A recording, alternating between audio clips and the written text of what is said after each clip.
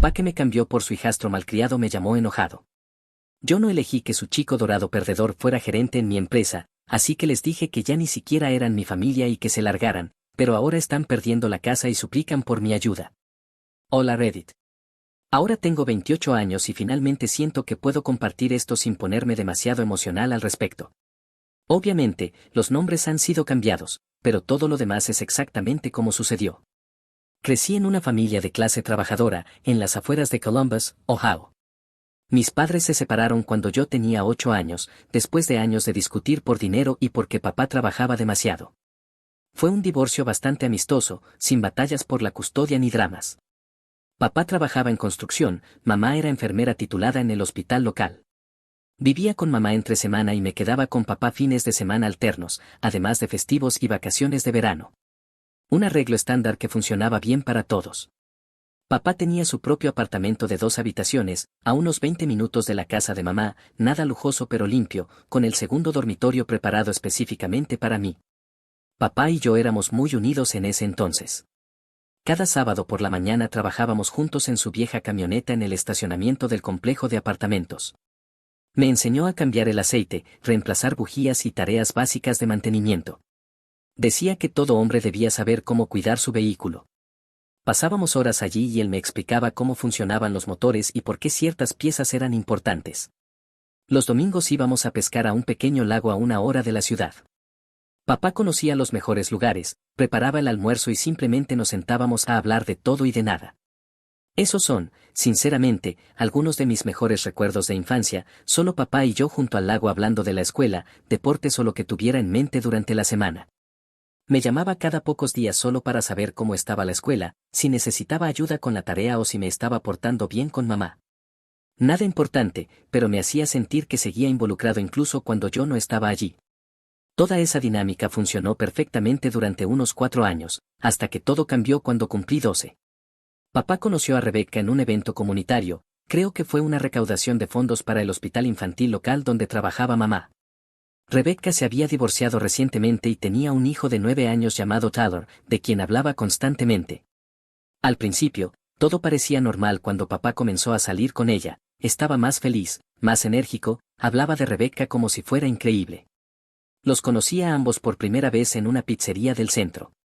Rebecca parecía bastante amable, me preguntó sobre la escuela y dijo que había oído mucho sobre mí, todas las cosas correctas. Tyler era solo un niño normal, quizás un poco callado, pero no de mala manera, parecía más interesado en su videojuego que en hablar con alguien. Salieron durante unos 6 meses antes de que papá le propusiera matrimonio. Recuerdo lo emocionado que estaba cuando me lo contó, dijo que había encontrado a alguien que lo hacía muy feliz y que Tyler y yo íbamos a ser hermanos. Todo se movió bastante rápido, pero papá parecía seguro de todo, así que yo estaba feliz por él. La boda fue pequeña, solo familiares directos y amigos cercanos. Yo fui el portador de los anillos, lo cual era bastante genial para un niño de 12 años. Todos decían lo maravilloso que era que papá tuviera una segunda oportunidad de ser feliz y como Tyler y yo seríamos tan buenos hermanos. Viendo hacia atrás, creo que Rebecca era muy buena interpretando el papel de novia perfecta hasta conseguir el anillo. Decía todas las cosas correctas, me incluía en las conversaciones y nunca me hacía sentir como un extraño, pero en cuanto regresaron de la luna de miel, todo empezó a cambiar. La primera señal de alerta debería haber sido cuando buscaron casa justo después de la boda. Papá había estado viviendo en ese apartamento decente que funcionaba perfectamente para él y mis visitas de fin de semana. Tenía mi propia habitación allí, con cama, cómoda, escritorio para la tarea y pósters en las paredes, pero de repente eso ya no era suficiente. Rebecca insistió en que necesitaban una casa más grande y en un mejor vecindario por el bien de los niños. Hablaba constantemente de cómo Tyler necesitaba más espacio para crecer adecuadamente y cómo yo debía tener un dormitorio de verdad en lugar de solo una habitación de apartamento. Así que papá contrató una enorme hipoteca para una casa colonial de 4 habitaciones en una de las urbanizaciones nuevas, mucho más de lo que realmente podía permitirse con un salario de trabajador de la construcción, pero Rebecca lo convenció de que era una inversión en el futuro de la familia. Cuando llegó el momento de decidir las habitaciones, Tyler automáticamente obtuvo la más grande, en la planta alta y con su propio baño. A mí me dieron la habitación más pequeña, en el sótano terminado. Rebecca dijo que sería más tranquilo allí para hacer la tarea y que tendría más privacidad. Lo que no me di cuenta fue que esto era solo el comienzo de que me empujaran a los márgenes de la nueva vida de papá. Los cambios empezaron de forma sutil, pero el patrón era evidente. Desde el principio, papá aún pasaba tiempo conmigo los fines de semana que lo visitaba, pero ahora Taylor siempre estaba incluido en todo lo que hacíamos, lo cual estaría bien si realmente fuera inclusivo, pero en realidad no se trataba de incluirnos a ambos, sino de asegurarse de que Taylor recibiera atención. Antes solíamos lanzar el balón de fútbol americano en el patio trasero durante horas, solo papá y yo, pero ahora de repente todo giraba en torno a enseñarle a Taylor la técnica adecuada de lanzamiento y de recepción. Papá pasaba la mayor parte del tiempo corrigiendo la postura de Taylor mientras yo simplemente estaba allí esperando que alguien me lanzara el balón. Lo mismo ocurrió cuando trabajábamos en la camioneta. Papá solía dejarme pasarle las herramientas y explicarme lo que estaba haciendo, pero ahora ese trabajo lo tenía Taylor y yo quedaba relegado a mirar desde un lado. Cuando intentaba hacer preguntas o ayudar, papá decía, deja que Taylor aprenda esto primero y luego tú tendrás tu turno, pero de alguna manera el turno de Taylor nunca terminaba. Luego vinieron las cosas más grandes que realmente me abrieron los ojos. Taylor decidió que quería jugar béisbol de viaje, lo que costaba unos $800 entre las cuotas de la liga, el equipo y los gastos de viaje. Papá no dudó en decir que sí y escribir el cheque. Mientras tanto, más o menos en la misma época, yo pedí unirme al club de ajedrez de la escuela, que costaba exactamente $30 por todo el año. De repente, el dinero era escaso y papá dijo que tal vez podríamos verlo el próximo semestre cuando las finanzas estuvieran mejor. $30 contra 800, pero de alguna manera la actividad de Taylor era esencial mientras que la mía era opcional. La peor parte fue cómo Rebecca empezó a meterse en cada aspecto de mi relación con papá.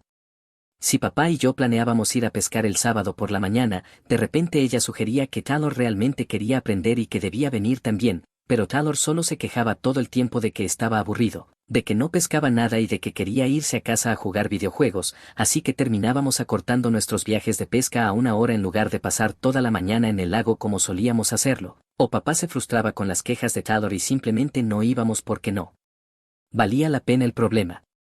La Navidad de ese primer año fue una verdadera revelación. Los regalos de Taylor ocupaban la mitad del espacio bajo el árbol, una bicicleta nueva, una PlayStation, alrededor de $600 en cosas. Yo recibí algo de ropa y una tarjeta de regalo de $20. Cuando no pude ocultar mi decepción, Rebecca en realidad me dio una charla sobre cómo Taylor necesitaba más porque había pasado por un divorcio difícil y todavía se estaba adaptando a tener un nuevo padrastro. Quise señalar que yo había pasado por el mismo divorcio y también me estaba adaptando a una nueva situación familiar, pero sabía que eso no caería bien. Papá solo se quedó sentado asintiendo como si la lógica de Rebecca tuviera todo el sentido. Para cuando empecé la escuela secundaria, el favoritismo era imposible de ignorar. Tyler estaba en 7º grado y ya lo trataban como a una especie de príncipe que no podía equivocarse. Papá reorganizaba todo su horario de trabajo alrededor de los partidos y entrenamientos de béisbol de Taylor, sin perderse ni uno solo, incluso si eso significaba perder dinero en trabajos de construcción, pero cuando yo me uní al equipo de Academic Ball y llegamos a las regionales, papá no pudo venir porque coincidía con uno de los partidos de temporada regular de Taylor, ni siquiera eran los playoffs, solo un partido cualquiera un martes por la noche en el que probablemente ni siquiera jugaría. Porque pasaba la mayor parte del tiempo en el banquillo. La conversación sobre la universidad fue cuando las cosas se pusieron realmente feas. Yo sacaba mayormente sobresalientes y notables, era miembro de la Sociedad Nacional de Honor y tenía planes claros de estudiar ingeniería mecánica en Ohio State. La matrícula estatal más la ayuda financiera significaban que costaría unos $12,000 al año, lo que parecía razonable, pero cuando mencioné la planificación universitaria a papá, se puso incómodo y empezó a decir que tendríamos que ver qué podíamos permitirnos y que quizá debería considerar primero una universidad comunitaria. Para ahorrar dinero. Mientras tanto, Taylor ni siquiera estaba en la secundaria todavía y Rebecca ya estaba abriendo una cuenta de ahorros universitaria para él. No dejaba de decir que Taylor tenía mucho potencial y merecía las mejores oportunidades posibles, y tenía en mente que él asistiera a alguna universidad privada que costaba $40,000 al año. Empecé a trabajar a tiempo parcial durante mi penúltimo año, embolsando compras en un supermercado después de la escuela y los fines de semana. Papá dijo que estaba orgulloso de mi ética de trabajo, pero cuando Rebecca sugirió que Taylor también consiguiera un trabajo a tiempo parcial, papá lo rechazó de inmediato porque Taylor necesitaba concentrarse en sus estudios y en el béisbol, y sus notas podrían sufrir si trabajaba. Este era el mismo Tyler que sacaba notables bajos y suspensos en la mayoría de las clases, mientras yo mantenía un promedio de 3.7 a pesar de trabajar 20 horas por semana, pero de alguna manera proteger las calificaciones mediocres de Tyler era más importante que reconocer mis logros reales. El punto de quiebre absoluto llegó durante mi último año de secundaria. Había estado trabajando y ahorrando durante 2 años y había logrado guardar unos $3,000 para los gastos universitarios. Un fin de semana, cuando llegué a casa de papá, Rebecca me apartó para una conversación privada. Dijo que el equipo de béisbol de viaje de Tyler había sido invitado a un torneo especial en Florida durante las vacaciones de primavera, que era una gran oportunidad para que los cazatalentos universitarios lo vieran jugar y que podría ayudar mucho con becas en el futuro. El único problema era que les faltaban unos $2,000 para los gastos del viaje, y me preguntó si podía prestarles el dinero ya que yo tenía ahorros, prometiendo que me lo devolverían en verano sin falta. Tenía 17 años y probablemente debería haber dicho que no, pero no quería ser la razón por la que Tyler se perdiera oportunidades. Además, Rebecca lo presentó como algo que podría beneficiar económicamente a toda la familia si Tyler conseguía una beca de béisbol, así que retiré $2,000 de mi cuenta de ahorros y se los entregué. El verano pasó y no hubo mención de devolverme el dinero. Cuando finalmente reuní el valor para preguntar en agosto, Rebecca se puso a la defensiva e irritada. Dijo que habían tenido gastos imprevistos durante el verano y que el dinero se había destinado a las necesidades de Tyler, y que debería estar feliz de ayudar a la familia en lugar de estar pendiente de deudas como algún tipo de usurero. Ese era mi dinero para la universidad que básicamente me habían robado, pero de alguna manera yo era el malo por querer recuperarlo. Papá se mantuvo completamente en silencio durante esa conversación y ni siquiera me miró a los ojos. Terminé yendo a la universidad comunitaria durante mis 2 primeros años para ahorrar dinero, luego me transferí a Ohio State para terminar mi carrera en ingeniería mecánica, trabajando a tiempo completo en una fábrica local para pagar absolutamente todo por mí mismo, matrícula, libros, alquiler, comida, todo. Papá llamaba ocasionalmente, pero siempre era conversación superficial. Mientras tanto Tyler vivía como un rey durante sus años de secundaria. Papá pagó para que asistiera a costosos campamentos de béisbol cada verano, le compró un Honda Civic casi nuevo para su cumpleaños número 16 y básicamente le dio todo lo que yo nunca tuve. Las pocas veces que volví a casa en vacaciones era dolorosamente obvio que yo era solo un invitado en esa casa, mientras Tyler era el príncipe. Tyler se había convertido exactamente en lo que cabría esperar de un chico que nunca escuchó la palabra no, arrogante, con derecho a todo, perezoso y completamente carente de habilidades básicas para la vida. Apenas se graduó de la secundaria con un promedio de 2.3 y solo ingresó a la universidad porque papá pagó un costoso tutor privado, pero de alguna manera Tyler seguía siendo el hijo dorado que no podía equivocarse a los ojos de papá. Cuando llegó la carta de aceptación universitaria de Tyler, papá me llamó específicamente para compartir la buena noticia como si fuera un gran logro.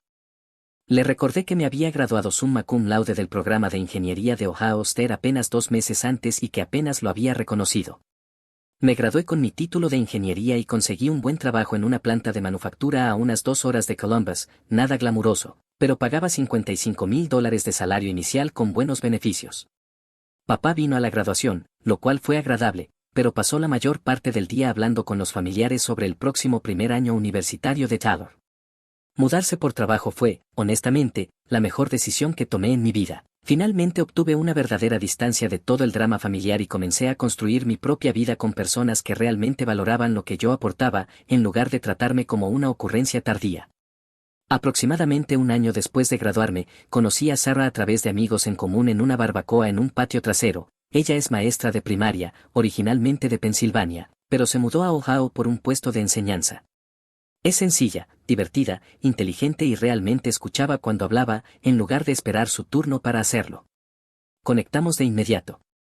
Sarah fue la primera persona a la que realmente le conté toda mi situación familiar. Al principio pensó que probablemente estaba exagerando o siendo demasiado sensible con las dificultades normales de una familia ensamblada, pero luego los conoció en una barbacoa familiar ese verano.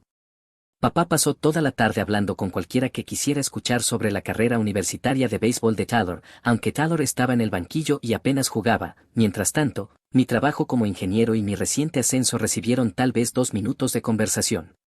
Rebecca le hizo a Sarah comentarios pasivo-agresivos sobre cómo enseñar en la escuela primaria debía ser agradable pero no pagaba muy bien y que tal vez debería considerar volver a la universidad para algo más práctico, una manera muy sutil de insinuar que Sarah no era lo suficientemente buena.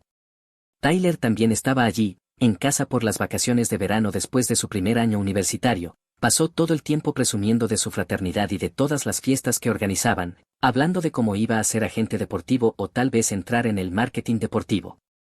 Cuando Sarah le preguntó sobre su especialidad, literalmente dijo que aún no había decidido porque mantenía abiertas sus opciones, y esto era ya entrando a su segundo año. Después de esa barbacoa, Sarah entendió perfectamente por qué yo no visitaba muy a menudo. Dijo que era dolorosamente obvio que papá se había desconectado emocionalmente de ser mi padre hacía años y que solo seguía las apariencias para no sentirse culpable. Sarah y yo nos comprometimos después de salir durante 2 años y comenzamos a planear una boda pequeña. Cuando llegó el momento de discutir la lista de invitados, tuvimos algunas conversaciones difíciles sobre si invitar a la familia de papá. Al final decidí mantener la boda pequeña e invitar solo a personas que realmente habían apoyado nuestra relación. Papá y Rebecca vinieron, pero Taylor ni siquiera se molestó en presentarse porque tenía una fiesta de fraternidad ese mismo fin de semana, una forma muy agradable de demostrar apoyo familiar. Papá y Rebecca pasaron la mayor parte de la recepción hablando con otros invitados sobre los planes de Taylor después de graduarse y apenas hablaron con Sarah o conmigo, excepto durante las fotos familiares formales. Mi carrera comenzó a despegar realmente en ese momento, fui ascendido a ingeniero senior y luego a gerente de proyectos en un plazo de 3 años. Ganaba $70,000 a los 26 años, había comprado una bonita casa de 3 habitaciones en un buen vecindario y la vida era genuinamente buena. Mientras tanto, empezaban a aparecer grietas en la fantasía de la segunda familia perfecta de papá. Taylor se graduó de la universidad con un título completamente inútil en comunicaciones e inmediatamente se mudó de nuevo a casa porque no podía encontrar un trabajo que cumpliera con sus expectativas infladas. Papá todavía lo mantenía económicamente mientras Taylor rebotaba entre trabajos minoristas a tiempo parcial y varios esquemas para hacerse rico rápidamente. La hipoteca de esa gran casa que papá compró se estaba convirtiendo en un problema serio también, el trabajo de construcción se había vuelto menos estable y papá ya estaba en sus mediados de 50, con el cuerpo empezando a resentirse tras décadas de trabajo físico. Rebecca nunca había mantenido un empleo estable a tiempo completo en todo su matrimonio, solo trabajos minoristas ocasionales cuando el dinero se ponía ajustado. Tyler no contribuía nada económicamente a pesar de vivir allí sin pagar alquiler y comer su comida. Papá sugirió que Taylor debería pagar una cantidad mínima por alojamiento y comida, pero Rebecca lo rechazó de inmediato. Taylor estaba pasando por un periodo de transición difícil y necesitaba el apoyo de la familia, no estrés adicional. Hace 3 años, la planta de manufactura donde trabajaba fue comprada por una enorme corporación internacional. Ofrecieron generosos paquetes de indemnización al personal senior o traslados a otras instalaciones en diferentes estados. La mayoría aceptó las indemnizaciones porque mudarse al otro lado del país no era realista. Yo vi esto como una gran oportunidad en lugar de un contratiempo. Usé mi dinero de indemnización más todo lo que Sarah y yo habíamos ahorrado para iniciar mi propio negocio de consultoría en ingeniería. Las plantas de manufactura en todas partes necesitan ingenieros experimentados que entiendan sus procesos y puedan resolver problemas técnicos complejos. Tenía 10 años de experiencia práctica más todas las conexiones correctas en la industria. Fue aterrador al principio pasar de un salario estable a ser completamente responsable de generar mis propios ingresos, pero Sarah me apoyó por completo y ajustamos nuestro presupuesto durante el primer año mientras construía una base de clientes. Funcionó mejor de lo que jamás imaginé, al final del primer año ganaba más dinero que nunca como empleado. En el segundo año tuve que contratar a mi primer subcontratista y para el tercer año tenía un pequeño equipo de ingenieros trabajando para mí y habíamos alquilado un espacio de oficina real. El negocio creció más rápido de lo que había esperado porque el boca a boca en la manufactura lo es todo. Una vez que demuestras que puedes resolver problemas de manera eficiente y ahorrarles a las empresas una cantidad significativa de dinero, se lo cuentan a sus colegas de otras compañías. Empecé a recibir contratos de instalaciones en 3 estados diferentes, a veces viajando en avión para proyectos de una semana. Mientras tanto, la situación financiera de papá empeoraba cada mes, el trabajo de construcción se había desacelerado mucho debido a problemas económicos en nuestra área, recibía menos trabajos y los que conseguía pagaban menos. Sus problemas de espalda también empeoraban, lo que hacía más difícil realizar el trabajo físico que la construcción exige. Taylor se había mudado brevemente después de la universidad, pero regresó arrastrándose a casa en menos de 6 meses cuando no pudo pagar el alquiler con su salario de venta al por menor. Rebecca comenzó a trabajar a tiempo completo por primera vez en su matrimonio, pero la gestión minorista solo paga alrededor de $30,000 al año. Estaban atrasándose en los pagos de la hipoteca, del coche y de las tarjetas de crédito. Hace 2 meses, un martes por la noche, Sonó mi teléfono con el número de papá. No hablábamos probablemente desde hacía 8 meses, no desde una incómoda charla superficial en Navidad. Hola, hijo, ¿cómo van las cosas contigo y Sarah? Sonaba más viejo de lo que recordaba, más cansado y estresado. Hicimos una conversación incómoda durante varios minutos antes de que finalmente llegara a la verdadera razón de su llamada. Escuché por tu mamá que tu negocio de consultoría va muy bien en estos días, eso es fantástico. Estoy muy orgulloso de lo que has logrado. Le di las gracias, pero podía notar que había algo más. Papá nunca había llamado solo para felicitarme por un éxito profesional. Mira, me preguntaba si tal vez podrías tener algún trabajo disponible para Taylor. Ha tenido problemas para encontrar algo que realmente se ajuste a su conjunto de habilidades y que utilice su educación universitaria. Pensé que tal vez podrías darle una oportunidad para aprender el negocio. Casi me eché a reír. ¿El conjunto de habilidades de Taylor? ¿Qué habilidades exactamente? Le pregunté a papá qué tipo de experiencia laboral relevante tenía Taylor que se aplicara a la consultoría de ingeniería. Bueno, tiene su título universitario y ha trabajado en varios puestos de gestión minorista, es un chico inteligente que aprende rápido, solo necesita que alguien le dé una verdadera oportunidad para demostrarlo. Le expliqué que mi negocio era altamente técnico, consultoría de ingeniería para instalaciones de manufactura, necesitaba personas con títulos de ingeniería, certificaciones industriales y años de experiencia práctica, y Taylor no tenía ninguna de esas cualificaciones. Pero podrías capacitarlo en el trabajo, ¿verdad? Es familia y sé que trabajaría duro si le dieras la oportunidad. Ahí estaba, después de 15 años de ser tratado como un ciudadano de segunda clase, ahora Taylor necesitaba un trabajo y de repente yo volvía a ser familia importante. Le dije a papá que lo pensaría y que le respondería. Exactamente una semana después, Rebecca me llamó directamente. Esto era sumamente inusual, ya que nunca había iniciado una conversación telefónica conmigo en todos los años que la conocía. Espero que no te importe que te llame, pero quería hablar contigo personalmente sobre la situación laboral de Taylor y ver si podíamos llegar a algún acuerdo. Y lanzó un elaborado discurso sobre cómo Taylor estaba pasando por un periodo de transición difícil y necesitaba orientación de un modelo a seguir exitoso como yo, como significaría mucho para papá que pudiera ayudar a su hijo a establecerse en una carrera real. Le señalé que Taylor no era hijo biológico de papá, que era su hijo de su matrimonio anterior y que, considerando cómo me habían tratado como familia secundaria durante 15 años mientras Taylor recibía prioridad en todo, era bastante irónico que ahora quisieran mi ayuda. Rebecca se puso inmediatamente a la defensiva. Eso no es para nada justo, siempre te hemos tratado como un miembro pleno de esta familia, Taylor siempre te ha considerado un hermano mayor. Le recordé los $2,000 que había tomado de mis ahorros para la universidad y nunca me devolvió, como Taylor recibió la habitación principal mientras yo quedé en el sótano, como papá le compró un coche a Taylor mientras yo trabajaba a tiempo parcial para poder pagar la universidad comunitaria. Esas eran circunstancias completamente diferentes, Taylor tenía necesidades distintas en ese momento y hicimos lo que creímos mejor para ambos chicos, dijo. Le respondí que no estaba interesado en contratar a Taylor para un puesto para el que no estaba calificado y terminé la llamada. Efectivamente, Taylor mismo me llamó 3 días después. Esta era literalmente la primera vez que teníamos una conversación directa en más de 2 años. Tío, ¿qué te pasa? Mamá dijo que básicamente le dijiste que se olvidara de darme una oportunidad de trabajo, eso está bastante mal. Le expliqué con calma, una vez más, que dirijo una firma especializada de consultoría de ingeniería. Y él no tiene ninguna educación ni experiencia relevante que lo califique para el trabajo que hacemos. Vamos, hombre, no puede ser tan complicado, solo vas, miras las máquinas y le dices a la gente cómo arreglarlas, ¿verdad? Yo podría aprender todo eso sin problema, no soy estúpido. La arrogancia era absolutamente increíble, pensaba que 10 años de educación y experiencia profesional en ingeniería era algo que cualquier persona al azar podía aprender en unas pocas semanas. Le sugerí que, si realmente estaba interesado en la ingeniería, podría volver a la escuela y obtener la educación y las certificaciones adecuadas. ¿Por qué debería perder años volviendo a la escuela cuando tú podrías simplemente enseñarme lo que necesito saber en el trabajo? Se supone que somos familia, ¿no? La familia se ayuda.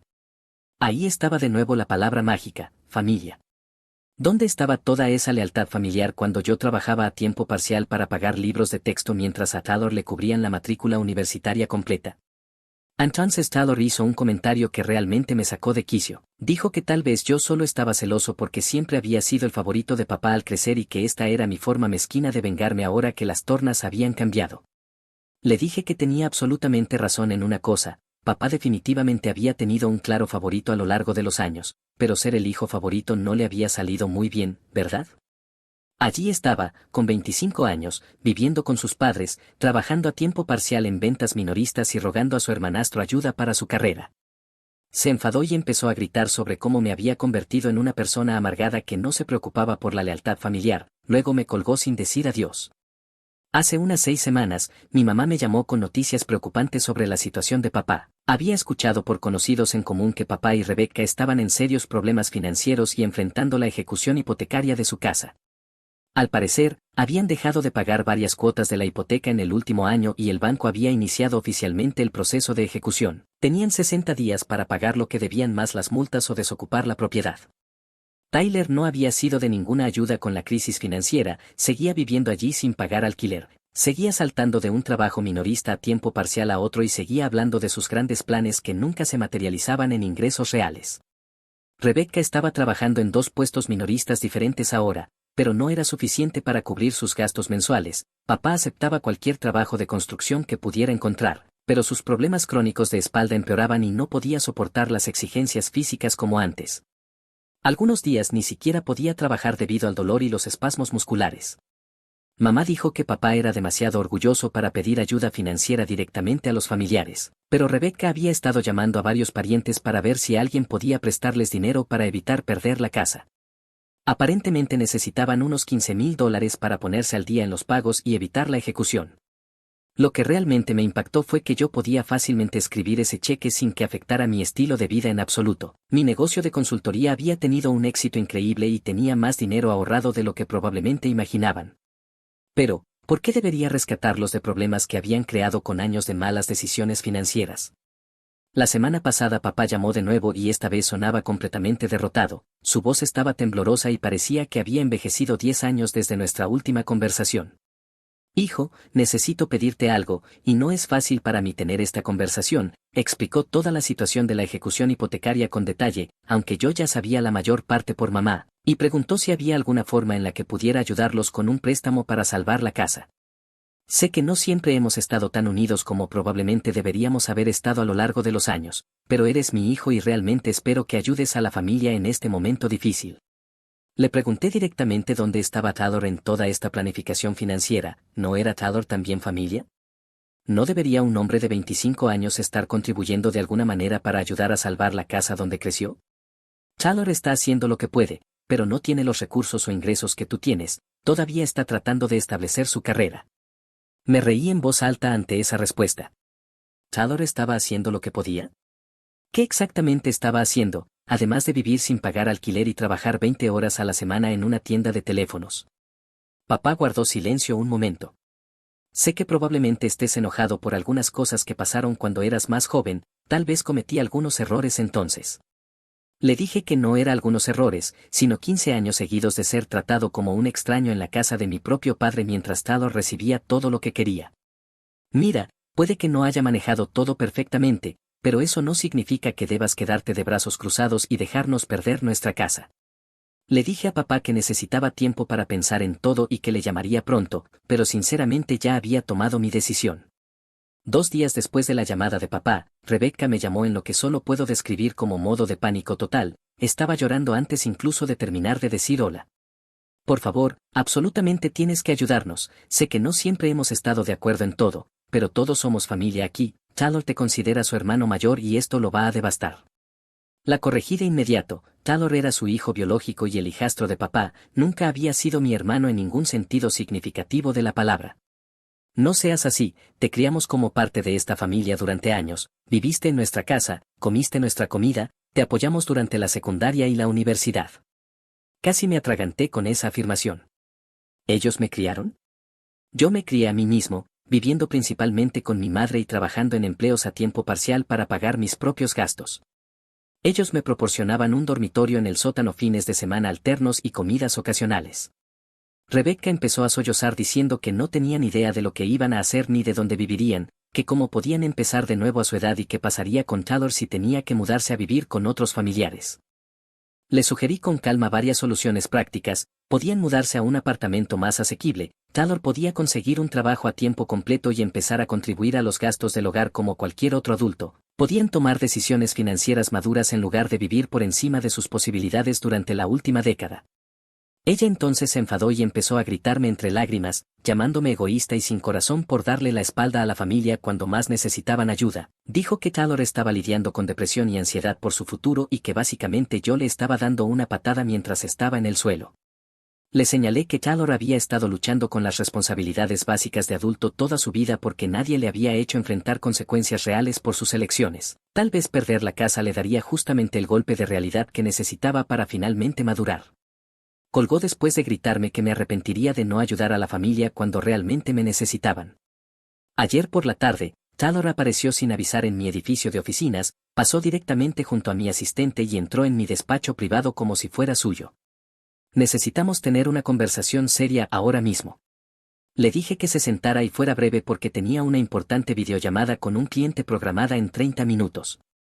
Se lanzó a dar un discurso preparado sobre cómo yo estaba siendo mezquino y vengativo por historias antiguas, como papá siempre había hecho lo mejor que podía como padre y yo estaba guardando rencor por cosas triviales que habían pasado años atrás cuando éramos niños.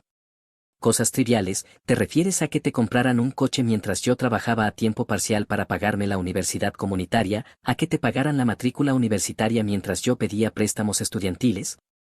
¿A que te dieran la habitación principal mientras yo vivía en el sótano? Taylor se puso a la defensiva y dijo que nada de eso había sido culpa suya porque él solo era un niño en ese momento, que no le pidió a papá que lo tratara de forma diferente o le diera ventajas especiales. Le pregunté qué había hecho como adulto para reconocer la desigualdad o intentar enmendar las cosas, si alguna vez había sugerido que quizá papá debería tratar a ambos hijos de forma justa, si alguna vez había intentado construir una relación genuina conmigo basada en el respeto mutuo. No pudo darme respuestas a ninguna de esas preguntas porque nunca lo había pensado desde mi perspectiva.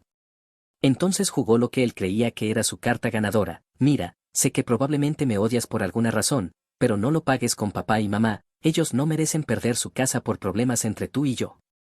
Le dije que tenía razón en una cosa: esta situación ya no se trataba realmente de papá y Rebecca, ahora se trataba de él enfrentándose finalmente a la realidad después de 25 años de estar protegido de las consecuencias.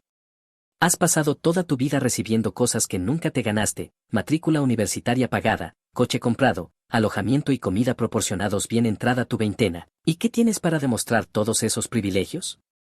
Tienes 25 años sin habilidades comercializables, sin ética de trabajo y sin independencia. Tal vez perder la casa te obligue a convertirte en un adulto funcional de verdad. Taylor se enfureció y empezó a gritar que yo estaba celoso y amargado, que me había convertido en una persona fría y calculadora que no se preocupaba por los lazos o la lealtad familiar. Le dije que me importaban mucho las relaciones familiares reales, tenía una esposa que apoyaba mis sueños, una madre que siempre había estado ahí para mí y suegros que me trataban con verdadero respeto y amabilidad. Esa era mi familia real. En cuanto a él, a su madre y a su facilitador de toda la vida, podían resolver sus propios problemas financieros como lo hacen otros adultos. Yo había terminado de ser el plan de respaldo para personas que nunca me habían hecho una prioridad. Salió furioso de mi oficina después de decir que me arrepentiría cuando papá terminara gravemente herido por mi egoísmo y avaricia.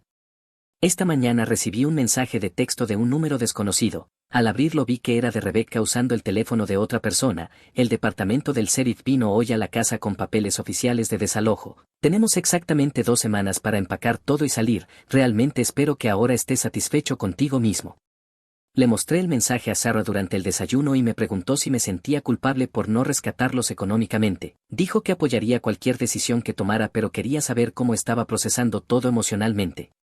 Honestamente, no me siento mal en absoluto. Estas personas tomaron decisiones deliberadas durante 15 años seguidos, eligieron priorizar los caprichos de Taylor por encima de mis necesidades básicas, eligieron vivir muy por encima de sus posibilidades financieras, eligieron habilitar a un hombre adulto que se niega a asumir la responsabilidad de su propia vida. Ahora están enfrentando las consecuencias naturales de esas decisiones y, de repente, se supone que yo debo aparecer y salvar el día con dinero que gané a través de años de trabajo duro y sacrificio que ellos nunca reconocieron ni apreciaron. Construí mi éxito a pesar de su falta de apoyo, no gracias a él. Cada logro en mi vida ocurrió mientras ellos se concentraban exclusivamente en sostener a su hijo dorado, y ahora que su hijo dorado ha resultado ser completamente inútil quieren que yo arregle el desastre que crearon. Sarah dice que está verdaderamente orgullosa de mí por establecer límites saludables y negarme a dejar que me manipulen con culpa para resolver problemas que ellos mismos se buscaron. Mi verdadera familia, ella, mi madre, mis suegros, mis amigos cercanos, todos apoyan por completo mi decisión de mantenerme fuera de esta situación. En cuanto a papá, Rebecca y Taylor, ya encontrarán alguna solución, porque la gente siempre lo hace cuando ya no tiene facilitadores de los que depender. Tal vez Taylor finalmente consiga un trabajo real a tiempo completo y empiece a actuar como un adulto, tal vez aprendan a vivir dentro de sus posibilidades reales en lugar de fingir que son más ricos de lo que son, tal vez papá se dé cuenta de que tratar a tus hijos con justicia importa más que mantener feliz a tu segunda esposa, o tal vez no. Aprendan nada significativo y sigan repitiendo los mismos patrones destructivos en cualquier lugar más pequeño en el que terminen viviendo. En cualquier caso, ese ya no es mi problema que resolver. Los padres de mi esposa me hicieron firmar un acuerdo prenupcial terrible, luego se declararon en bancarrota y mi esposa me engañó, así que el codicioso acuerdo prenupcial de sus padres terminó arruinándola a ella. Hola Reddit, esta es la historia de cómo mi esposa, después de 20 años de matrimonio, me engañó y terminó siendo arruinada por el mismo acuerdo prenupcial que sus padres me obligaron a firmar. Escribo desde una cuenta desechable porque mis hijos navegan en Reddit. Esto fue lo que pasó, así que imagínense esto, hace 20 años yo, hombre de 48 años, salía con una chica llamada Fiona desde hacía 2 años. Estaba completamente enamorado, ciegamente, creyendo que era lo mejor del mundo porque acababa de ser ascendido a coordinador de logística en una planta de manufactura, ganando un sueldo decente, conduciendo un Honda que básicamente era un armario glorificado con ruedas, viviendo en un estudio con una cama abatible. Sus padres estaban en el extremo opuesto del espectro. Su padre era un tipo de finanzas que usaba gafas que costaban más que mi alquiler mensual, su madre conducía un Mercedes que reemplazaba cada 3 años por seguridad. Vivían en uno de esos vecindarios donde todas las casas parecen diseñadas por el mismo arquitecto con una obsesión por las columnas y las entradas circulares. La primera vez que los conocí, llegué con mis mejores pantalones caqui y una camisa de botones de Target. Su padre me dio un apretón de manos que se sintió como una entrevista de trabajo.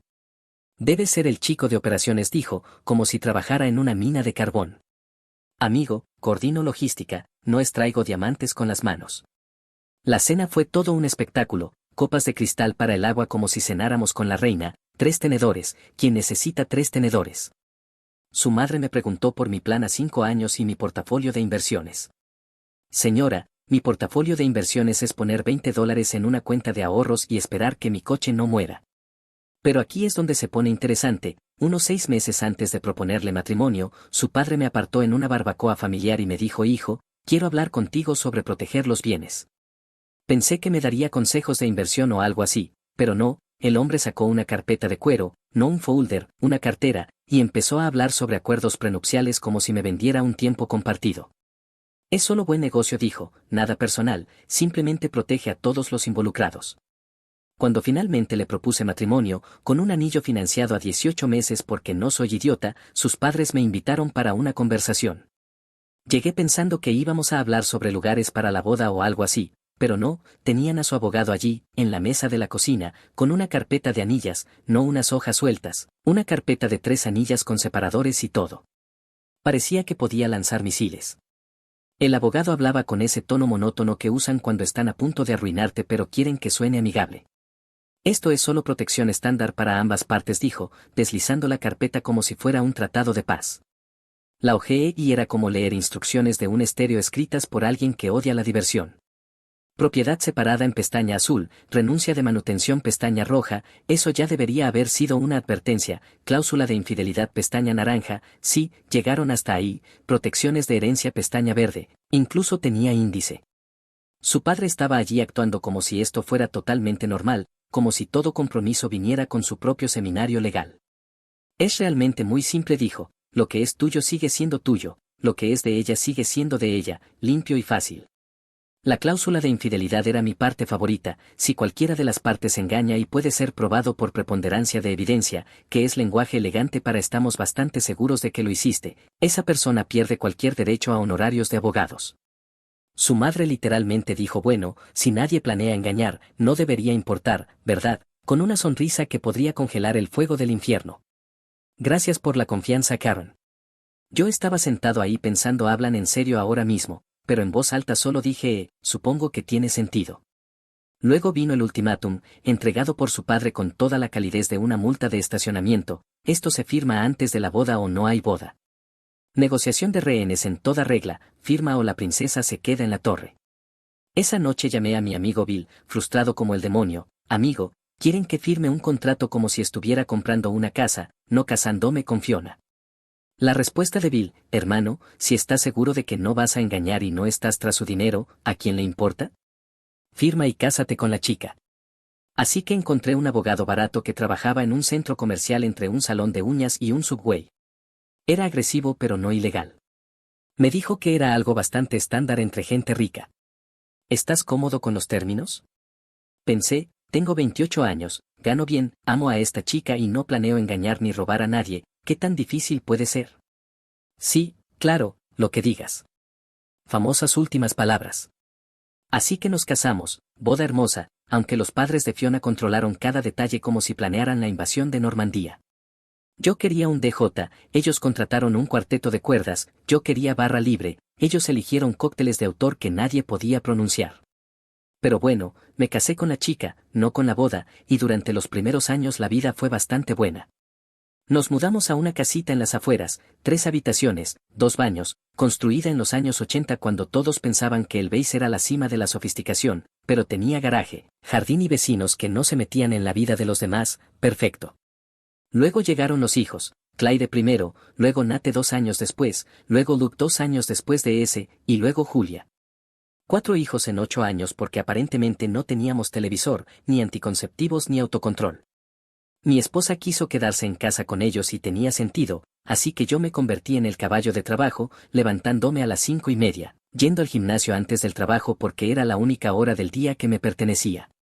Los ascensos llegaron de forma constante: coordinador de logística, analista de cadena de suministro, supervisor de logística, gerente de cadena de suministro. Cada paso significaba más responsabilidad, más horas, más problemas, pero también más dinero. Yo era ese tipo que leía el manual del empleado, maximizaba mi contribución al plan de jubilación, aprendía cada sistema de arriba a abajo, no porque amara el trabajo sino porque entendía las matemáticas. Más horas igual a más dinero, igual a una mejor vida para la familia. La casa se convirtió en nuestro proyecto. Pasábamos los fines de semana en Home Depot aprendiendo a instalar ventiladores de techo y arreglar grifos que goteaban, porque contratar contratistas para cada pequeña cosa es la manera de seguir siendo pobre. La Universidad de YouTube me enseñó más sobre mantenimiento del hogar de lo que mi padre jamás hizo. La rutina de las noches entre semana era como un reloj: llegar a casa, ayudar con la tarea, cenar, hora del baño para quien todavía fuera lo suficientemente pequeño para necesitarlo, leer cuentos antes de dormir, desplomarnos en el sofá.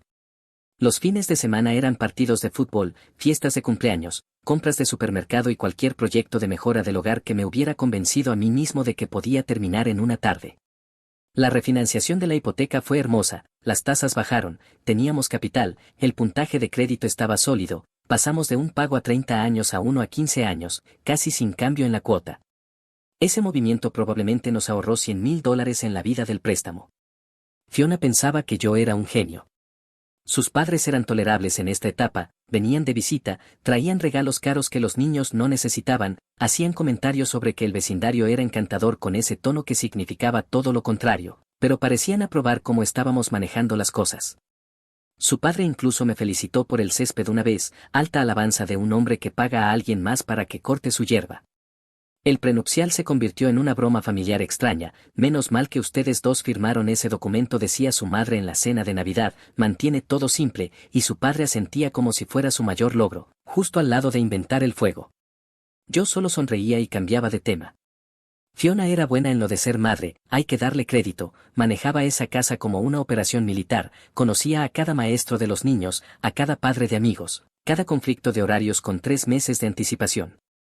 Yo manejaba el dinero, el mantenimiento, la planificación, ella manejaba la logística, lo social, el trabajo emocional pesado. Funcionaba.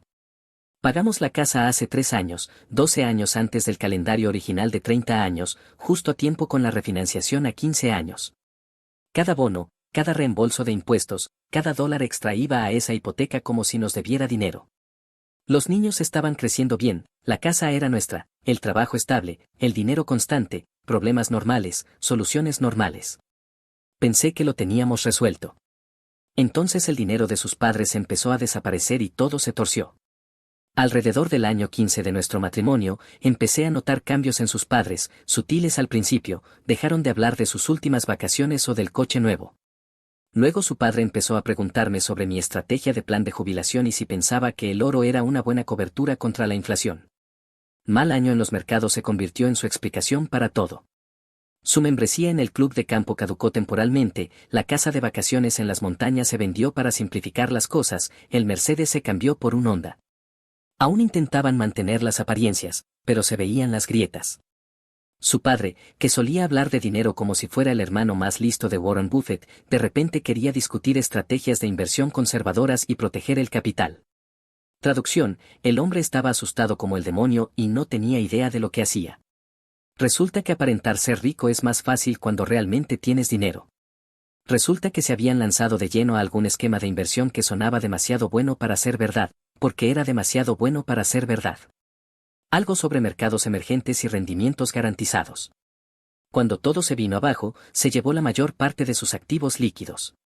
Luego vinieron las demandas, múltiples demandas. Su padre estaba en ambos lados de asuntos legales desagradables, demandando a los tipos que le vendieron las malas inversiones y siendo demandado por otros inversores que pensaban que debería haber sabido más. Los honorarios legales devoraron lo que no habían destruido las malas inversiones. Y no eran abogados de centro comercial cobrando $300 por revisar documentos, eran bufetes de alto nivel cobrando $800 la hora para discutir quién era responsable de qué. Sus padres estaban desangrándose de dinero peleando por dinero que ya habían perdido. Mi esposa lo tomó muy mal, había crecido pensando que sus padres eran a prueba de balas financieramente y ahora estaban comprando en tarjeta en vez de Nordstrom. No es exactamente una tragedia, pero para alguien que nunca había visto a sus padres preocuparse por el dinero, era como ver a Superman recibir una paliza. Empezó a pasar más tiempo ayudando a sus padres, lo que en realidad significaba sentarse en su casa hablando de los viejos tiempos y quejándose de los abogados. Lo entendí, la familia es la familia, pero eso también significaba que ella estaba menos en casa, menos presente. Los niños se estaban haciendo mayores y más independientes, Clyde estaba en la universidad, Nate en la preparatoria, Luke en la secundaria y Julia también en la preparatoria. La fase intensa de crianza práctica estaba llegando a su fin y mi esposa estaba inquieta. Fue entonces cuando comenzó la fase de encontrarse a sí misma. Primero fue un club de lectura que se reunía durante el día, luego clases de yoga, después una clase de cerámica y luego alguna actividad de voluntariado en el Museo de Arte. Todo cosas perfectamente normales, excepto que ella las trataba como un trabajo de tiempo completo. Yo llegaba a casa del trabajo y ella salía corriendo hacia alguna reunión, clase o evento. No me esperes despierto se convirtió en su despedida habitual. Yo me encargaba de la cena con los niños, ayudaba con la tarea, hacía la rutina de dormir y luego me sentaba en el sofá preguntándome a qué hora demonios volvería mi esposa. Cuando le preguntaba al respecto, se ponía a la defensiva, pasé 15 años criando a tus hijos y administrando tu casa, ahora quiero hacer algo para mí, como si yo la hubiera tenido prisionera o algo así. Me pareció justo, todos merecen tener pasatiempos, pero los pasatiempos normalmente no implican quedarse fuera hasta medianoche 3 noches a la semana. Las discusiones empezaron despacio, con pequeños comentarios pasivo-agresivos sobre la apreciación y el esfuerzo. Ella preparaba la cena y luego actuaba como si hubiera realizado una cirugía. Yo arreglaba el triturador de basura y recibía un sermón sobre cómo nunca notaba las cosas que ella hacía en la casa. Me das por sentada era su frase favorita.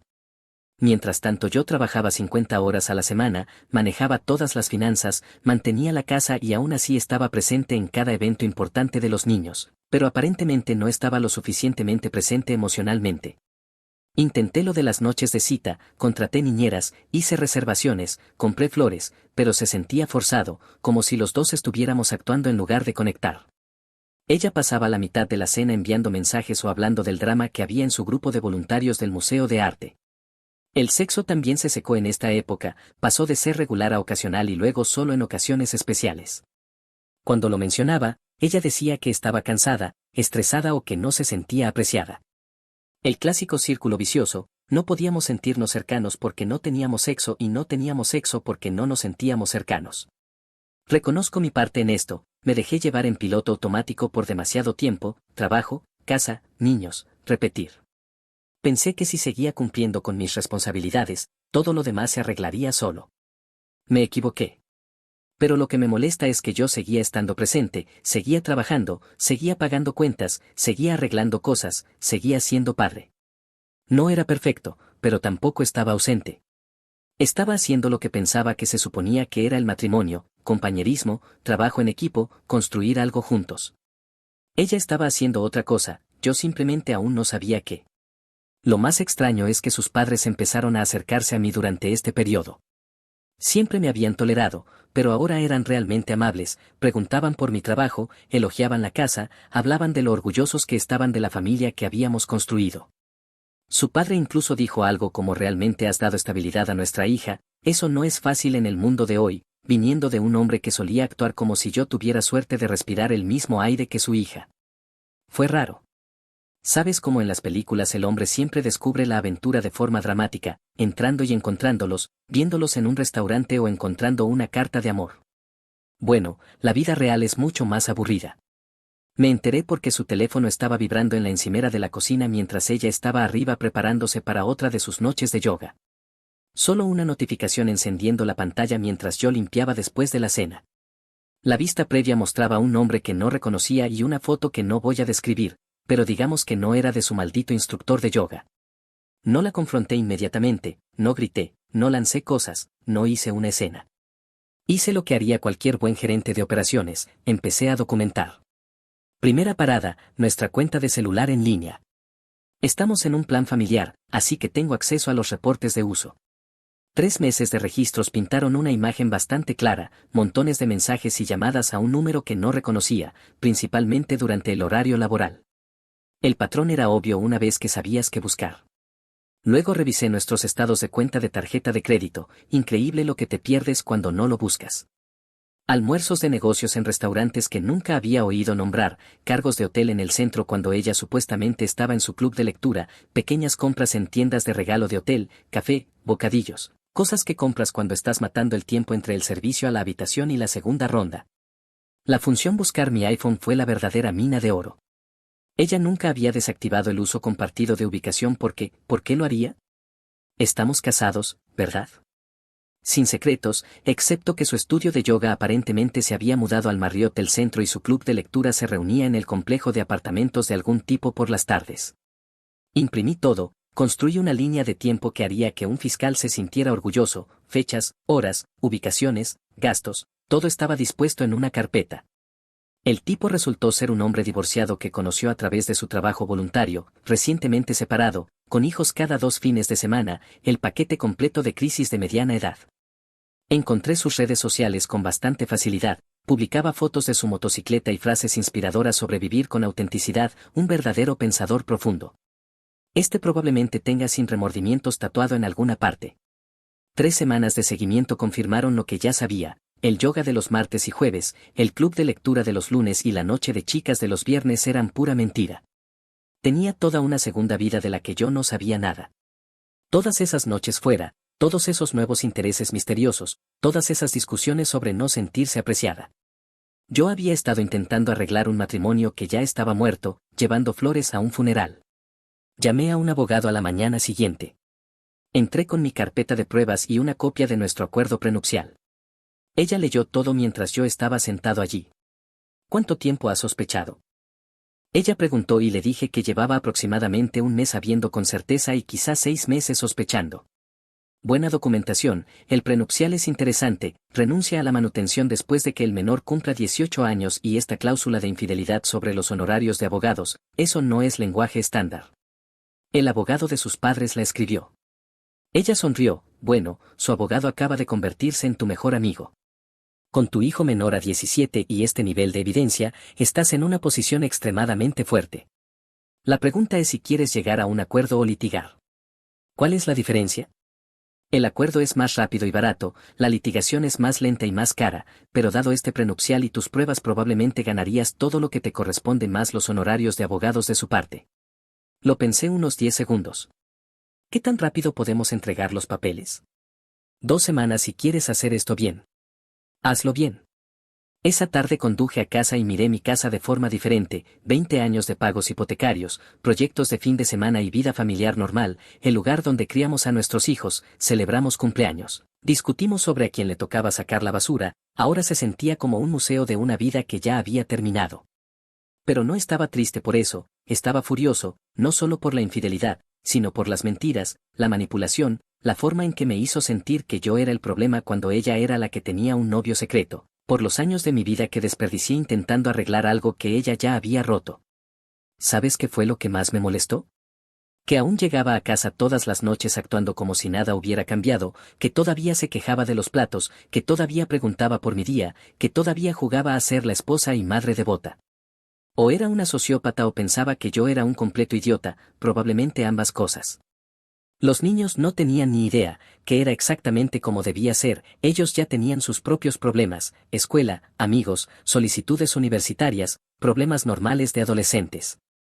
Lo último que necesitaban era saber que su madre estaba teniendo una aventura con algún perdedor divorciado que monta una motocicleta para ir a reuniones de voluntariado. Mantuve todo normal en la superficie, seguí yendo a los combates de lucha de Nate, seguí ayudando a Luke con sus ensayos universitarios, seguí haciendo panqueques los sábados por la mañana, pero por dentro estaba contando los días hasta que el alguacil apareciera en nuestra puerta con un sobre Manila que cambiaría todo. 2 semanas se sintieron como 2 años, pero finalmente llegó el día. Estaba en el trabajo cuando pasó, específicamente en una reunión sobre las métricas de rendimiento de proveedores del primer trimestre, cuando mi teléfono vibró con un mensaje de mi abogada, servicio completado a las 2:47 p.m.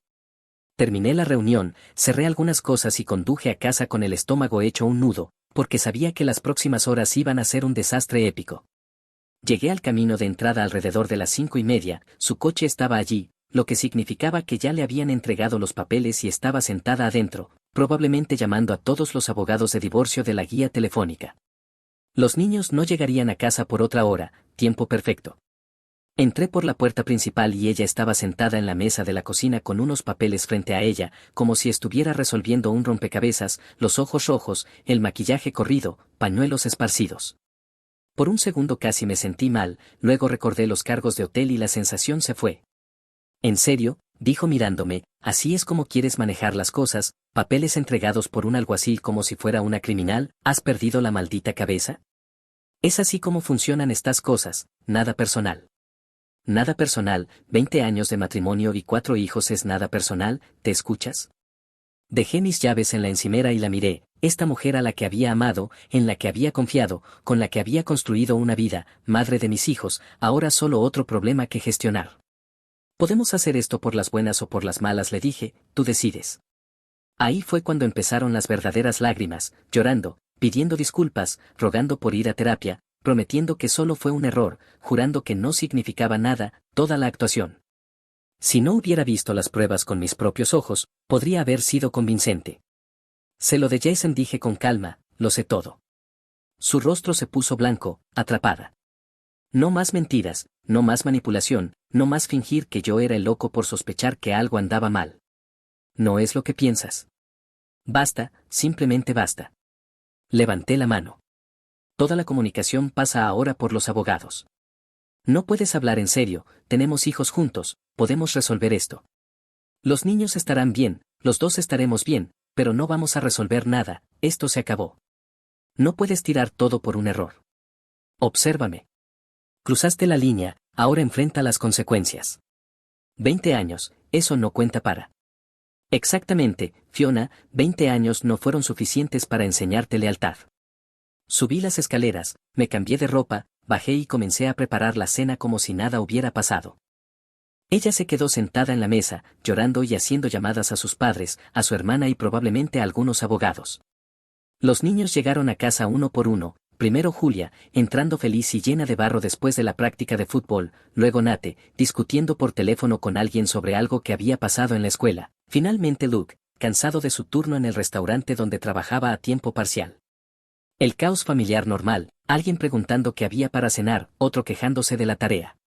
Por unos minutos se sintió como cualquier otro martes por la noche, excepto que su madre estaba sentada en la mesa de la cocina con cara de que alguien había muerto y yo estaba removiendo salsa de pasta mientras calculaba mentalmente cómo dividir 20 años de cosas acumuladas en 2 vidas separadas. Esperé hasta después de la cena y les pedí a todos que se sentaran a la mesa. Su madre y yo nos vamos a separar, dije sin rodeos, sin endulzar nada. No es por nada que ustedes hayan hecho y no cambia cuánto los amamos, pero ya no viviremos juntos. Silencio. Julia comenzó a llorar de inmediato. Tenía 17 años pero seguía siendo la bebé de la familia, aún creía que sus padres eran invencibles. Nate se enojó primero. ¿Qué demonios, papá, así, de la nada? No es de la nada, tu madre y yo hemos tenido problemas desde hace un tiempo. Entonces arréglalos, dijo Luke, que había estado callado hasta entonces pero ahora me miraba como si acabara de anunciar que me unía al circo. Trabáyenlo, eso es lo que hace la gente casada. Hay problemas que no se pueden arreglar, les dije, y este es uno de ellos. Más lágrimas, más preguntas, más enojo. Me mantuve en el guión, problemas que no podemos solucionar, los amamos a todos, nada cambia para ustedes, resolveremos los detalles. Les prometí que seguiría estando en todos sus partidos, conciertos, lo que necesitaran. Lo que no les dije fue por qué, la infidelidad, las mentiras, las pruebas que estaban en la oficina de mi abogada, eso era asunto de adultos y ellos seguían siendo niños, incluso los que técnicamente ya podían votar. Fiona se quedó sentada llorando, no dijo una palabra, no intentó defenderse ni culparme ni prometerles a los niños que lo arreglaríamos. Tal vez finalmente entendió que la situación no tenía arreglo. En los días siguientes lo intentó todo, llorar, suplicar, negociar, amenazar. Llamó a mis padres, a mi hermano, a mi mejor amigo, a cualquiera que creyera que podría convencerme de reconsiderar. Sugirió ir a terapia como 50 veces, prometió terminar las cosas con Jason. Nada importó, había tomado mi decisión con la cabeza, no con el corazón. La parte del corazón ya se había terminado, se había acabado meses o tal vez años antes. Ahora solo era logística. Me mudé al cuarto de invitados y empecé a vivir como un inquilino en mi propia casa, horarios separados, comidas separadas, todo separado. Los chicos se adaptaron más rápido de lo que esperaba, los adolescentes son increíblemente resistentes cuando lo necesitan. Pero entonces ella empezó a usarlos como mensajeros, dile a papá que deberíamos probar la terapia, dile a papá que está siendo terco, dile a papá que está lastimando a la familia. Manipulación clásica, basura diseñada para ponerme en una posición imposible, si respondía a los chicos, los estaba metiendo en problemas de adultos, si no respondía, parecía un imbécil que no se preocupaba por su familia. Sabía exactamente lo que estaba haciendo. Fue entonces cuando pasé de separación a modo de divorcio completo. Cuando alguien intenta usar a tus hijos contra ti, se acaban los guantes. El cumpleaños número 18 de Julia se suponía que sería sencillo, ella había pedido expresamente algo discreto porque estaba estresada por los exámenes SAT y no quería un gran evento. Debería haberlo sabido, en mi familia, simple y sin drama son conceptos mutuamente excluyentes. La primera hora fue bien, conseguimos tener conversaciones normales sobre las clases de Julia, la temporada de lucha de Nate, los planes de verano de Luke. Incluso mis suegros se comportaron, aunque su padre seguía dándome miradas extrañas. Claire estaba allí con su novio, un chico bastante agradable pero con esa energía nerviosa de alguien que sabe que ha entrado en una crisis familiar y no está seguro de dónde van a venir las granadas. Chico listo, probablemente el único que estaba leyendo la situación correctamente. Pedimos pizza del lugar favorito de Julia y ella parecía feliz, que era el objetivo. Ha sido la más afectada por todo este lío, probablemente porque es la menor y aún vive en casa. Entonces mi esposa decidió hacer un brindis, se levantó con su Coca-Cola Light, con esa mirada en los ojos que significaba que iba a decir algo que incomodaría a todos. Intenté atraparla con la mirada, negar con la cabeza, cualquier cosa para señalarle no lo hagas aquí, pero ya estaba en modo actuación completa.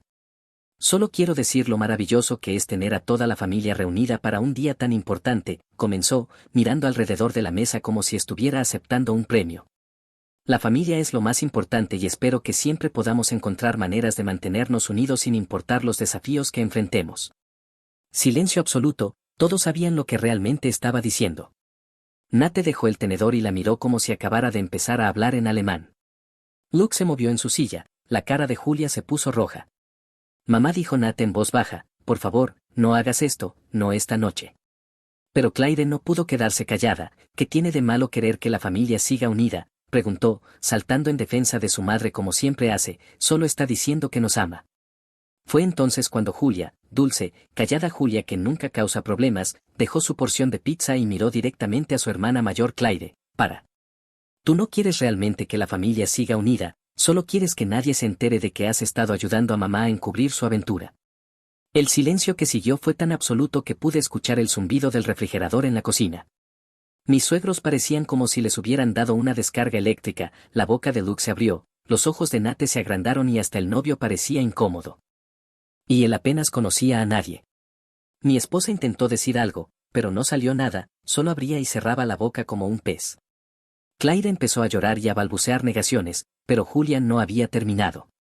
No soy estúpida, continuó, lo sé desde hace meses, las mentiras sobre a dónde iba mamá, los mensajes borrados, la manera en que la encubrías cuando papá hacía preguntas. He estado viendo a esta familia desmoronarse mientras todos fingían que no pasaba nada y estoy cansada de eso. Luego se levantó de la mesa y se fue a su habitación. La sala explotó, Clyde llorando, Fiona intentando explicar, mis suegros exigiendo saber qué demonios estaba pasando, Luke preguntando si alguien podía decirle qué estaba ocurriendo, Nate simplemente sentado como si alguien le hubiera dicho que Papá Noel era real pero también un asesino en serie. Me levanté, agarré mis llaves y me dirigí a la sala como si estuviera despidiendo a una reunión de trabajo particularmente improductiva. La fiesta se acabó, todos tienen que irse ahora. Me tomó unos 3 minutos vaciar la casa. Mis suegros se fueron sin decir adiós, Clyde se fue aún llorando arrastrando a su confundido novio detrás de ella, Nate se fue a su habitación probablemente para escribirles a sus amigos e intentar averiguar qué demonios acababa de pasar. Fiona intentó quedarse y hablar, pero le dije que se fuera, que se quedara en casa de sus padres esa noche, que manejaríamos las consecuencias mañana a través de nuestros abogados. Encontré a Julia en su habitación, sentada en la cama, luciendo agotada. Siento que tu cumpleaños se arruinara, le dije. No está arruinado, respondió, solo estoy cansada de que todos finjan, se siente mejor tener todo a la vista. Chica inteligente. ¿Cuánto tiempo lo has sabido?, le pregunté. Desde el verano pasado. Volví temprano del campamento de fútbol y vi el coche de mamá en el complejo de apartamentos de un tipo. Cuando le pregunté después, mintió, y entonces empecé a prestar atención a las otras mentiras. ¿Por qué no me lo dijiste? Ella se encogió de hombros, ¿qué se suponía que debía decir? Oye papá, creo que mamá te está engañando, ustedes tenían que descubrirlo por sí mismos. La abracé y le dije que ella era lo mejor que su madre y yo habíamos hecho juntos, lo cual era cierto. Luego bajé pensando en cómo una joven de 18 años acababa de mostrar más madurez que cualquier otra persona en su familia. Nate me encontró en la cocina cerca de la medianoche. ¿Cuánto tiempo has sabido que mamá engañaba? Unos meses. Y Clyde lo sabía, al parecer. Él lo pensó un momento, eso es una mierda, papá. Lenguaje, dije automáticamente, y luego me di cuenta de lo ridículo que sonaba dadas las circunstancias, pero sí, es una mierda. Esa fue la última vez que hablé con Clyde durante 6 meses, no como castigo ni por crueldad, sino porque ya no podía confiar en ella. Cuando alguien elige participar en una mentira que destruye a su familia, pierde el acceso a ti, así de simple. Algunos lo llamaron duro, yo lo llamé tener límites. Y aquí estamos, 8 meses después, la fase de descubrimiento está terminada, las negociaciones de acuerdo no van a ninguna parte y mi abogada prácticamente babea cada vez que mira nuestro expediente. La ironía es hermosa, sus padres gastaron quién sabe cuánto dinero en ese prenupcial para proteger su riqueza de un yerno cazafortunas, luego perdieron su riqueza, luego su hija engañó y ahora ese mismo prenupcial la está arruinando. Así es como está quedando todo, manutención o pensión conyugal completamente exenta, el prenupcial dice específicamente que no hay manutención conyugal después de que el hijo menor cumpla 18 años. Julia acaba de cumplir 18, así que esa puerta se cerró de golpe. Honorarios de abogados, gracias a la cláusula de infidelidad y a mi carpeta de pruebas, ella paga sus propios gastos legales mientras yo tengo los míos cubiertos. Mi abogada calcula que ella ya ha gastado unos $30,000 en abogados, yo he gastado unos 8,000, que recuperaré. La casa, aquí es donde se pone realmente bueno. La poseemos completamente, sin hipoteca ni gravámenes, solo una casa pagada valorada en unos $400,000. El prenupcial dice que dividimos el valor neto menos cualquier gasto de mantenimiento posterior a la separación. Yo he estado pagando todos los servicios, el seguro, los impuestos a la propiedad y el mantenimiento desde que nos separamos, unos 3,000 al mes en gastos, que puedo descontar de su parte del valor. 8 meses por 3,000 son 24,000 en deducciones y contando. Ella quiere quedarse con la casa, pero no puede permitirse comprar mi parte, sin ingresos, sin crédito, padres arruinados y el banco no está precisamente ansioso por darle a una mujer de 48 años sin historial laboral una hipoteca de $200,000. Cuentas de jubilación, mi plan de ahorro 401k previo al matrimonio sigue siendo completamente mío, el crecimiento durante el matrimonio se divide según una fórmula, pero como he estado maximizando las contribuciones durante 20 años, la mayor parte del valor es prematrimonial o posterior a la separación. Ella verá tal vez unos 40.000 de las cuentas de jubilación. Todo lo demás, coches, muebles, cosas personales, nos quedamos con lo que trajimos al matrimonio más lo que podamos acordar. No hay mucho por lo que pelear ahí. La cuenta es simple, ella se llevará quizá unos 200.000 de la venta de la casa menos su mitad de las deducciones, 40.000 de las cuentas de jubilación, su coche y los muebles que haya comprado, patrimonio neto total, alrededor de 220.000. No está mal para alguien que no ha trabajado en 20 años, pero no lo suficiente para mantener el estilo de vida al que está acostumbrada, definitivamente no lo suficiente para seguir jugando al club de vinos, al voluntariado y salir con tipos con motocicletas.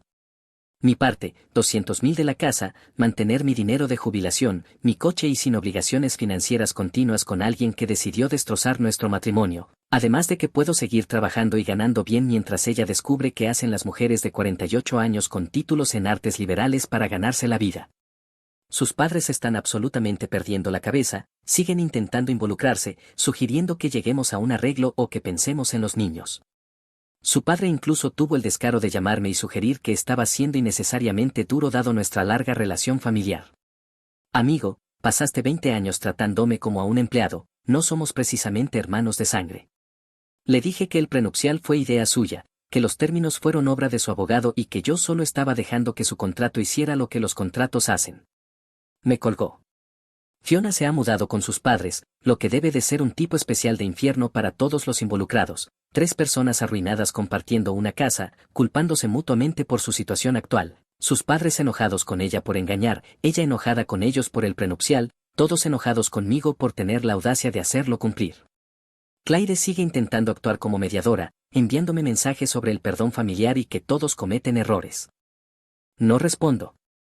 Cuando todo esto termine, quizá tomemos un café y la escuche, pero ahora mismo ella sigue en el equipo de mamá y no me interesa ser manejado por una joven de 22 años que ayudó a encubrir una aventura. Los otros 3 chicos están bien, la temporada de lucha de Nate va genial, Luke ingresó en la universidad de su primera elección y Julia volvió a estar en la lista de honor. Todos se han adaptado a la nueva normalidad mejor que los adultos. Lo entienden, vamos camino al juicio. Su abogada sigue insistiendo en ofertas de acuerdo que ignoran los términos del prenupcial, y mi abogada sigue recordándoles que los contratos significan lo que dicen. A menos que acepte la realidad pronto, dejaremos que un juez lo resuelva. No me preocupa el tribunal, los jueces ven estas cosas todos los días. Tenemos un contrato claro, pruebas abrumadoras de infidelidad y un rastro documental que podría ahogar a un caballo. Mientras escribo esta actualización final, acabo de recibir un mensaje de mi abogada. La abogada de mi exesposa llamó para discutir un marco de acuerdo realista que reconociera los términos del prenupcial. Traducción, finalmente leyeron el contrato y se dieron cuenta de que estaban jodidos. Pero ya era tarde, yo había terminado de negociar con personas que pasaron meses intentando reescribir la realidad. Fuimos a juicio, la jueza echó un vistazo al prenupcial, a mi carpeta de pruebas y al intento de la abogada de Fiona de argumentar que una aventura de 4 meses no era realmente infidelidad, y se le veía tomar una decisión en tiempo real. Mi abogada presentó las pruebas como si fuera un PowerPoint para ejecutivos, registros de llamadas, estados de cuenta de tarjetas de crédito, datos de ubicación, recibos de hotel, cientos de páginas de documentación. El equipo de Fiona intentó las excusas habituales, contrato injusto, circunstancias cambiadas, piensa en los niños. Sus padres subieron al estrado llorando, diciendo que nunca quisieron que el prenupcial fuera tan duro y que se suponía que sería más un elemento disuasorio. Luego llamaron a Jason como testigo, el tipo llegó con cara de que preferiría estar en una endodoncia, y bajo juramento básicamente confirmó todo, la cronología, los hoteles, todo. La abogada de Fiona le preguntó si él la presionó para la aventura. Jason se rió y dijo que fue ella quien lo persiguió. Muy romántico todo. Cuando Fiona testificó, intentó la defensa de momento de debilidad, lloró a tiempo, habló de sentirse poco apreciada, pero cuando mi abogada empezó a preguntar por las mentiras, todas las mentiras específicas para mí y los niños, se derrumbó, tuvo que admitir que involucró a Claire en encubrir sus visitas al apartamento de Jason. La jueza no tardó en decidir, volvió del receso y básicamente dijo que el prenupcial era claro, las pruebas abrumadoras y que los contratos significan lo que dicen. Prenupcial aplicado en su totalidad y, gracias a la cláusula de infidelidad, Fiona pagará los honorarios de ambas partes, unos $45.000 en total. El desenlace fue exactamente el esperado, casa vendida, Bienes divididos según el prenupcial, todo finalizado tal como decía el contrato. Fiona se llevó unos $180,000 de la casa después de todas las deducciones que yo había acumulado, quizá 38,000 de las cuentas de jubilación, su coche y los muebles que quiso, y luego recibió el golpe de los $45,000 de honorarios legales que se comieron gran parte de su liquidación. Yo me quedé con $220,000 de la casa, todo mi dinero de jubilación, mi coche y 0 obligaciones financieras con alguien que decidió cambiar 20 años de matrimonio por encuentros en habitaciones de hotel. Pero aquí es donde se pone realmente bueno. 2 semanas después del juicio, Jason la dejó. Resulta que acostarse con una mujer casada es mucho más emocionante cuando hay fruta prohibida de por medio. Una vez que ella fue solo otra divorciada arruinada con problemas financieros, el tipo de la poesía perdió el interés. Fiona empezó a trabajar en una tienda por departamentos, ganando $12 la hora, viviendo en su habitación de la infancia. Sus padres tuvieron que vender su casa para ayudarla a pagar las facturas legales, pero debían más de lo que valía y terminaron pidiendo un préstamo sobre la poca equidad que les quedaba solo para cubrir los honorarios de los abogados. Los niños están bien, Julia arrasa en la universidad, Nat entró al equipo de lucha de primer nivel, Luke ya tiene trazado su plan de carrera. Ven a su madre cuando quieren, pero no están interesados en fingir que todo es normal cuando claramente no lo es. Clyde finalmente dejó de intentar actuar como consejera familiar después de unos 6 meses de que yo no respondiera a sus mensajes de deberíamos perdonarnos todos, algunos puentes los quemas tú y otros se queman solos. Así que eso es todo, Reddit, hace 21 años firmé un contrato que pensé que nunca importaría. Resulta que fue el mejor documento legal en el que he puesto mi nombre. El prenupcial codicioso de sus padres la arruinó por completo. La vida es buena.